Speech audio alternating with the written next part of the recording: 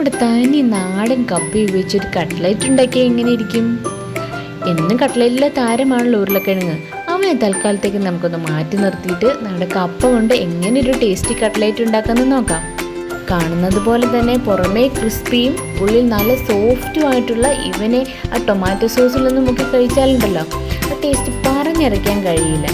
ഇതെങ്ങനെ തയ്യാറാക്കുന്നറിയാൻ video skip ചെയ്യാതെ ഒന്ന് കണ്ടേക്കണേ. ഈ വീഡിയോ ഇഷ്ടപ്പെട്ടാൽ ചാനൽ സബ്സ്ക്രൈബ് ചെയ്തൊന്ന് സപ്പോർട്ട് ചെയ്യണേ.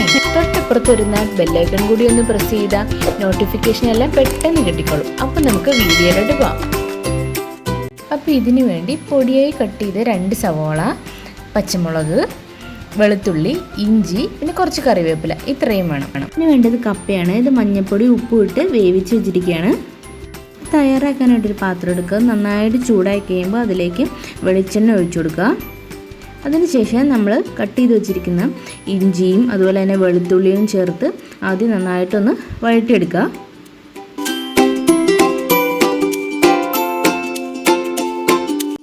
പിന്നെ കുറച്ച് കറിവേപ്പിലയും കൂടെ ചേർത്ത് കൊടുക്കുക. അതൊന്ന് വാടിക്കഴിയുമ്പോൾ നമ്മൾ എടുത്ത് വെച്ചിരിക്കുന്ന പൊടിയായി കട്ട് ചെയ്തിരിക്കുന്ന സവോളയും അതോടൊപ്പം തന്നെ പച്ചമുളകും ചേർത്ത് ഒന്നുകൂടെ നന്നായിട്ട് വഴറ്റുക. കൂടെ കുറച്ച് ഉപ്പ് കൂടെ ആഡ് ചെയ്ത് കൊടുക്കുക. ഉപ്പിടുമ്പോൾ ശ്രദ്ധിക്കണം, നമ്മൾ കപ്പയിലും ഉപ്പിട്ട് കൊടുത്തിട്ടുണ്ടായിരുന്നു. അപ്പോൾ അത് സവോള എല്ലാം നന്നായിട്ട് വഴറ്റിയെടുത്തിട്ടുണ്ട്. ഇനി നമുക്ക് പൊടികളൊക്കെ ചേർക്കാം. ആദ്യം ഒരു 1/2 ടേബിൾ സ്പൂൺ മഞ്ഞൾപ്പൊടി ചേർക്കാം. പിന്നീട് 2 ടേബിൾ സ്പൂൺ മുളക് പൊടി ചേർക്കുക. കൂടെ തന്നെ കുറച്ച് കുരുമുളക് പൊടിയും കൂടി, അതോടൊപ്പം ഗരം മസാല കൂടി ചേർക്കാം. ഇതെല്ലാം കൂടെ ചേർത്തിട്ട് നന്നായിട്ടൊന്ന് വഴറ്റുക, പൊടികളുടെ പച്ചമണമൊക്കെ ഒന്ന് മാറുന്നവരെ. അതിനുശേഷം നമ്മൾ എടുത്തു വെച്ചിരിക്കുന്ന കപ്പയുണ്ടല്ലോ അത് നന്നായിട്ട് ഉടച്ചിട്ട് ഇതിലേക്കൊന്ന് ചേർത്ത് കൊടുക്കുക. ഇതുപോലെ. അതിനുശേഷം ഇതേ രീതിയിൽ ഇത് മിക്സ് ചെയ്തെടുക്കണം. നന്നായി തണുത്തതിന് ശേഷം വീണ്ടും ഒന്നുകൂടെ നന്നായിട്ട് മിക്സ് ചെയ്തെടുക്കണം. എന്നിട്ട് നമ്മൾ ഇതുപോലെ കുറേശ്ശെ എടുത്ത് ബോൾ പോലെ ആക്കിയിട്ട് ഇങ്ങനെ കട്ട്ലൈറ്റിൻ്റെ ഷേപ്പിലാക്കി എടുക്കണം. ഒന്നിൽ സർക്കിൾ ഷേപ്പിൽ അല്ലെങ്കിൽ ഓവൽ ഷേപ്പിൽ, ഇതിൽ നമുക്ക് ഇഷ്ടമുള്ള ഷേപ്പിൽ നമുക്കിത് തയ്യാറാക്കി എടുക്കാവുന്നതേ ഉള്ളൂ.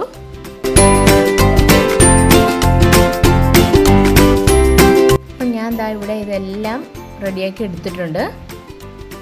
നമുക്ക് വേണ്ടതൊരു മുട്ടയാണ്. അത് നന്നായി ഒന്ന് ബീറ്റ് ചെയ്തെടുക്കണം.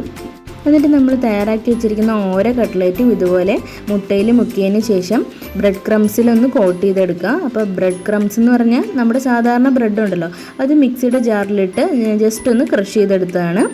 അപ്പം ഇതുപോലെ ഓരോന്നും ബ്രെഡ് ക്രംസിൽ കോട്ട് ചെയ്തെടുക്കണം.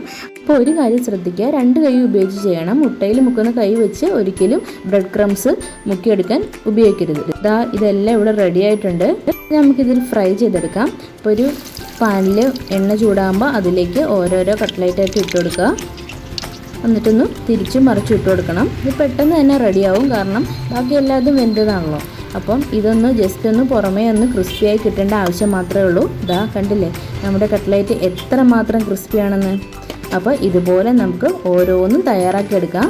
എണ്ണയിലേക്ക് ഇടുന്നതിന് മുമ്പ് ബ്രെഡ് ക്രംസ് ചെറുതായിട്ടൊന്ന് തട്ടിക്കളയണം, അല്ലെങ്കിൽ പെട്ടെന്ന് എണ്ണ കരിയാനുള്ള സാധ്യതയുണ്ട്.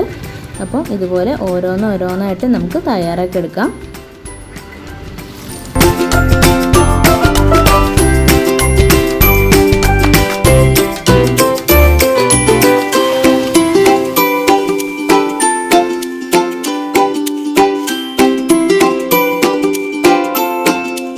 നമ്മുടെ കട്ട്ലൈറ്റ് എല്ലാം ഇവിടെ റെഡി ആയിട്ടുണ്ട്.